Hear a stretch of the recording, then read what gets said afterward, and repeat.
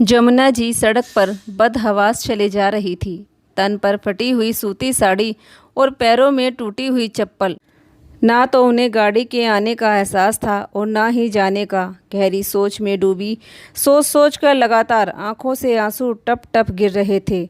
चलते चलते जब थक गई तो बस स्टैंड के पास एक पेड़ के नीचे जाकर बैठ गई। आज उन्हें गहरा सदमा लगा था। आज उन्हीं के दोनों बेटों ने उन्हें घर से बेघर कर दिया, जिनको उन्होंने 9 महीने अपनी कोख में रखकर अपने खून से सींचा था। बैठे बैठे उस दिन को याद करने लगी जब उनके दोनों बेटों ने मिलकर षड्यंत्र रचा। जमुना जी के 2 बेटे थे। दोनों के घर अलग अलग थोड़ी ही दूरी पर थे। जमुना जी जब जी चाहता दोनों में से किसी भी बेटे के पास रह लेती। दोनों बेटे अपनी माँ की खूब सेवा करते और अपनी पत्नी से भी माँ की सेवा करने के लिए कहते। जमुना जी बेटों को देखकर बड़ी खुश होती और सोचती, आज के ज़माने में ऐसे बेटे कहाँ मिलेंगे जो अपनी बूढ़ी माँ के लिए जान देने के लिए तैयार रहते हैं, रात दिन मेरी सेवा में लगे रहते हैं। बेटे बहू की सेवा और प्यार देखकर जमुना जी फूली न समाती।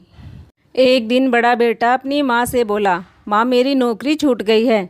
जिस फैक्ट्री में मैं काम करता था उसमें छापा पड़ गया। माँ अब घर का खर्चा पानी चलाना बहुत मुश्किल हो रहा है और आप तो जानती हो मेरे पास सेविंग का भी कोई पैसा नहीं है। जो भी मैं कमाता था सब बच्चों की पढ़ाई और घर खर्च में लगा देता था। जमुना जी बोली, तू बेटा परेशान क्यों होता है, कोई नौकरी ढूंढ ले। माँ इतनी जल्दी कौन नौकरी देगा मुझे, बबलू की इस महीने की फीस भी नहीं गई है। उसने एक नज़र अपनी पत्नी की तरफ देखते हुए इशारा किया तो बहू भी झट से जमुना जी के पास आकर बैठ गई और झूठ मूठ के आंसू बहाते हुए बोली, माँ जी नौकरी के बिना हम तो बिल्कुल सड़क पर आ जाएंगे। अब तो आप ही हमारी मदद कर सकती हैं। बेटे बहू की बातें सुनकर जमुना जी परेशान हो गई। उनके पति ने मरने से पहले एक 200 गज का प्लॉट बेचकर वो सारे पैसे जमुना जी के अकाउंट में डाल दिए थे ताकि वह बुढ़ापे में बेटे बहू पर आश्रित ना हो। लेकिन आज अपने बेटों को इस तरह चिंतित देखकर सोचने लगी कि मेरे बेटे मुझे किसी भी चीज़ की कमी नहीं होने देते। आज मेरा बेटा परेशानी में है तो मैं इन पैसों का क्या करूंगी। यह लोग मुझे किसी चीज़ के लिए भी नहीं तरसाते, रात दिन मेरे आगे पीछे लगे रहते हैं। फिर मैं इस पैसों को रख कर क्या करूंगी जब मेरे ही बच्चे आज परेशान हैं। यही सोचकर जमुना जी बेटे से बोली, बेटा मैं तुझे पैसे तो दे दूं, लेकिन फिर तेरा छोटा भाई वह बुरा मानेगा। मैं एक बार शाम को उससे बात करती हूँ। जमुना जी शाम को अपने छोटे बेटे के घर गई और उससे बोली, बेटा तेरे बड़े भाई की नौकरी छूट गई है, उसे पैसों की बहुत ज़रूरत है, वह मुझसे मांग रहा है। छोटा बेटा मुस्कुराते हुए बोला, तो क्या हुआ माँ, कोई बात नहीं। माँ भैया को ज़रूरत है पैसों की तो दे दीजिए, मुझे कोई आपत्ति नहीं है। ठीक है बेटा, तो कल ही चलकर पैसे निकाल कर ले आते हैं। उन पैसों से तेरा भाई अपना कोई काम शुरू कर लेगा।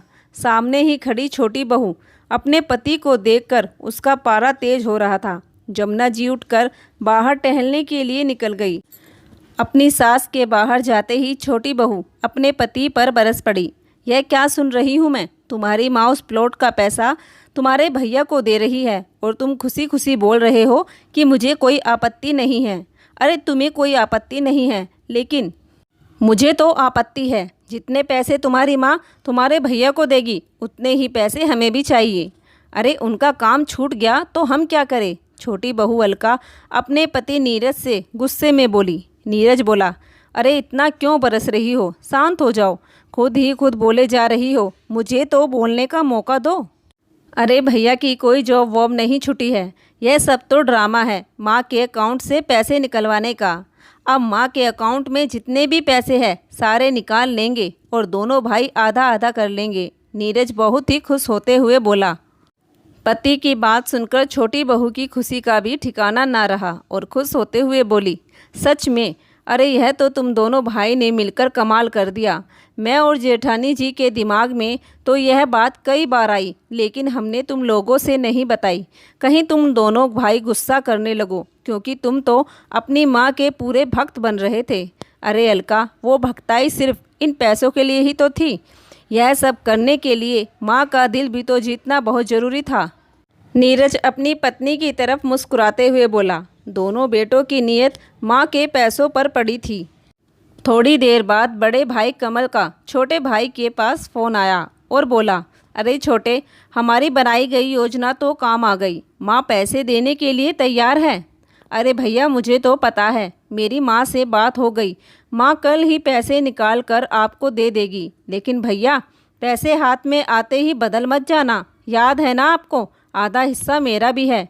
अरे छोटे, तू बिल्कुल भी चिंता मत कर, तेरा हिस्सा तुझे मिल जाएगा, बस एक बार पैसे हाथ में आ जाए।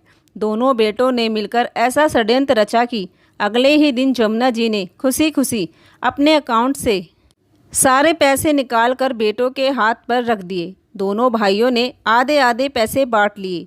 पैसे तो निकाल कर उन्होंने बेटों के हाथ पर रख दिए, लेकिन बेचारी जमुना जी को इस बात का बिल्कुल भी अंदाज़ा नहीं था कि अब आने वाले समय में उनके साथ क्या क्या घटित होने वाला है, क्योंकि उन्हें अपने बेटों पर पूरा विश्वास था। होता भी क्यों ना, बेटे तो पूरी तरह माँ के दिल में उतर चुके थे।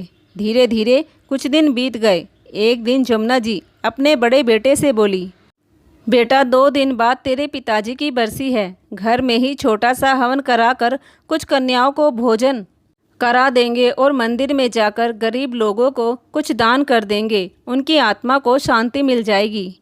माँ, यह सब चोंचले दिखाने की क्या ज़रूरत है? क्यों पैसे खर्च करवाना चाहती हो? यह बरसी वरसी मनाने के लिए रहने दीजिए, वैसे ही घर में बहुत खर्चे हो जाते हैं।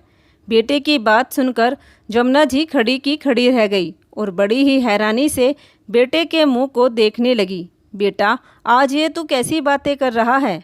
अपने पिताजी की बरसी को तू चोचले बता रहा है? मैं हर साल उनकी बरसी मनाती आई हूँ। माँ, मेरे पास फिजूल खर्ची के लिए पैसे नहीं हैं। बेटे की यह बात सुनकर जमुना जी की आंखों में आंसू आ गए। मैंने तुझे अपने सारे पैसे दे दिए और आज तेरे पास इतने पैसे भी नहीं कि तू अपने पिताजी की बरसी में लगा सके।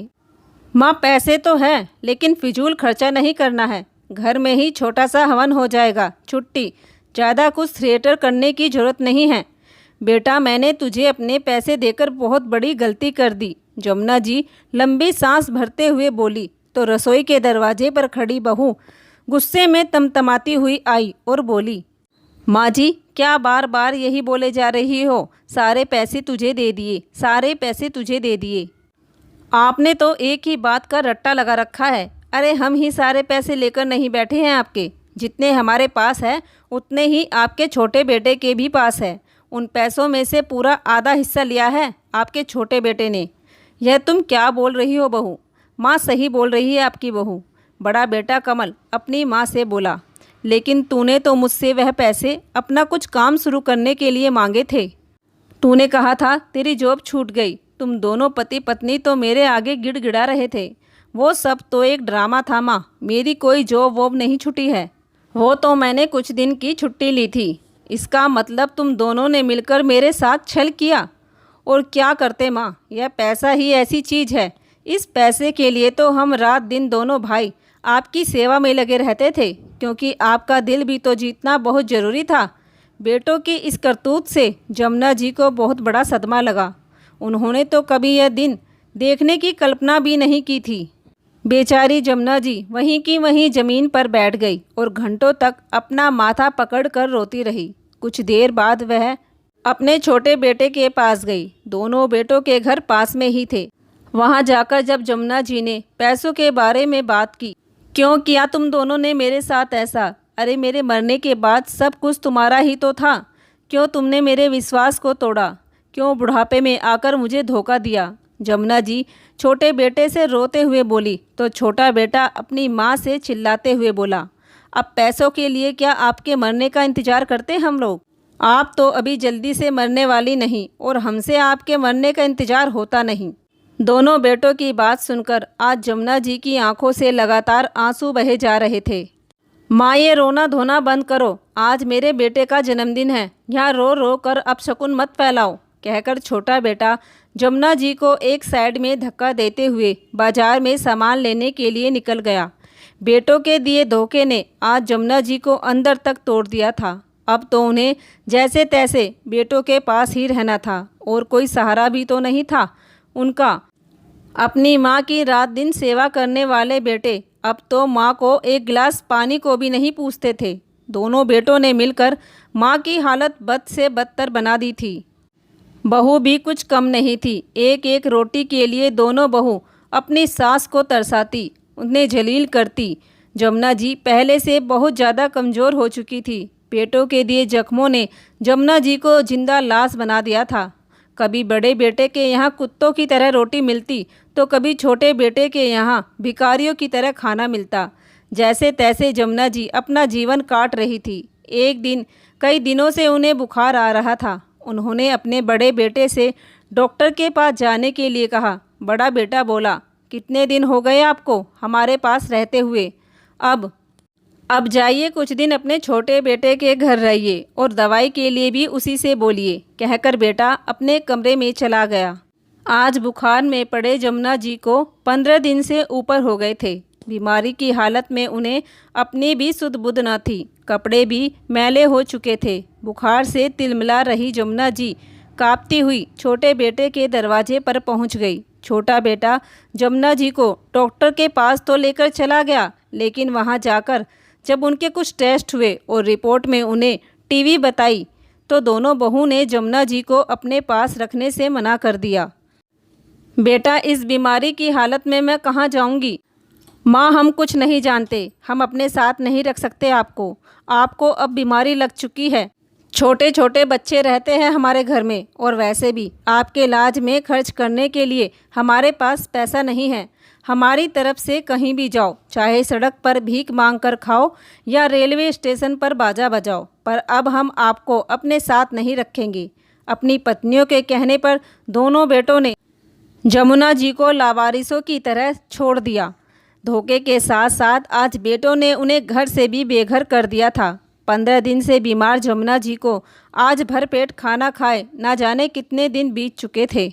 बीमारी की हालत में आज जमुना जी बस स्टैंड के पास पेड़ के नीचे बैठी हुई तड़प रही थी और अपने भाग्य को कोस रही थी कि यह दिन देखने से पहले भगवान ने उन्हें अपने पास क्यों नहीं बुलाया। यह सोचते सोचते वह उस पेड़ के नीचे लेट जाती है।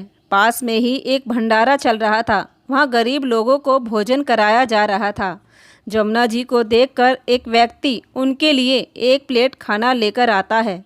कई दिन से भूखी जमुना जी एक प्लेट को 1 मिनट भी नहीं लगाती खाने में। सामने ही गाड़ी में बैठा एक व्यक्ति जमुना जी को बहुत देर से देख रहा था। गाड़ी से उतरकर वह जमुना जी के पास आकर बैठ जाता है और उनसे कुछ पूछताछ करने लगता है।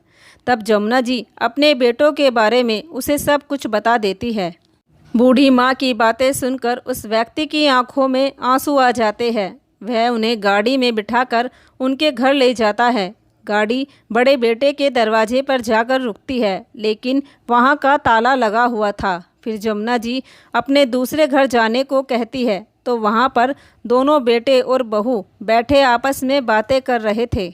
वो व्यक्ति जमुना जी को अंदर लेकर जाता है। अरे माँ, आपसे एक बार मना कर दिया ना, अब इस घर में आपके लिए कोई जगह नहीं है, फिर आप दोबारा यहाँ चली आई। दोनों बेटे माँ का हाथ पकड़कर घर से बाहर निकालने लगे। तब उस अनजान आदमी ने दोनों बेटों को इतनी तेज लात मारी कि दोनों दूर जाकर पड़े। दोनों भाई उठकर उसके पास आए और बोले, तुम्हारी हिम्मत कैसे हुई हमारे ही घर में आकर हम पर हाथ उठाने की? दोनों भाई बड़े ही गुस्से में बोले। जब उस व्यक्ति ने अपना आईडी कार्ड निकाल कर दिखाया तो दोनों बेटों की आंखें फटी की फटी रह गई, क्योंकि वह और कोई नहीं बल्कि इसी शहर का एसडीएम था। सच्चाई पता चलने पर बेटों और बहू के होश उड़ गए। हाँ, मैं इस शहर का एसडीएम हूँ। तुम दोनों भाइयों ने जो मिलकर बूढ़ी माँ के साथ किया है, उसके लिए मुझे सबूत ढूंढने की ज़रूरत नहीं है। सब कुछ मेरे आगे है। अपनी ही माँ के साथ तुम लोगों ने धोखा किया और फिर बीमारी की हालत में इन्हें घर से बाहर निकाल दिया। तुम चारों ने मिलकर जो जुल्म किया है उसकी सज़ा तुम्हें अवश्य मिलेगी। अब तुम्हें अपनी आगे की ज़िंदगी जेल की सलाखों के पीछे काटनी होगी। जेल का नाम सुनते ही चारों घबरा गए। दोनों बेटे और बहू जमुना जी की तरफ देखने लगे। जमुना जी बोली, बेटा, जो तुम लोगों ने बुढ़ापे में मुझे जख्म दिए हैं उन्हें जीते जी नहीं भूल पाऊंगी मैं। इसलिए बेटे मेरे से माफ़ी की कोई उम्मीद मत रखना। बुरे का अंत बुरा ही होता है। तुमने मेरे साथ बुरा किया, मुझे धोखा दिया, अब तो तुम्हारे साथ भी बुरा ही होगा। जेल जाने से पहले एसडीएम ने जो पैसे दोनों बेटों ने धोखे से हड़प लिए थे वह जमुना जी को वापस दिला दिए। बेटे और बहू को आज अपने किए की सज़ा खुद ब खुद मिल गई। बाद में जमुना जी ने अपने उन पैसों से अपना एक अच्छे अस्पताल में इलाज कराया। आज वह अपने घर में है और पूरी तरह स्वस्थ भी है। दोस्तों, इंसान चाहे कितना भी बुरा कर्म कर ले, एक ना एक दिन उसके किए की सज़ा उसे ज़रूर मिलती है। और यहाँ तो अपने ही बेटों ने, उन बेटों ने जिन्हें माँ ने 9 महीने कोख में रखकर अपने खून से सींचा था, उस माँ का दिल दुखाया था, उसे धोखा दिया था, लेकिन उनके किए की सज़ा उन्हें ऐसी मिली है कि आज वह जेल की सलाखों के पीछे है। दोस्तों, माँ बाप से बढ़कर इस दुनिया में कोई बड़ी चीज़ नहीं है। इसलिए दोस्तों, अपने माँ बाप की निस्वार्थ भाव से सेवा कीजिए, भगवान आपकी झोली खुद ब खुद भर देगा। तो दोस्तों, कहानी थोड़ी सी भी पसंद आई हो तो प्लीज़ हमारे चैनल को सब्सक्राइब कर लीजिए। धन्यवाद।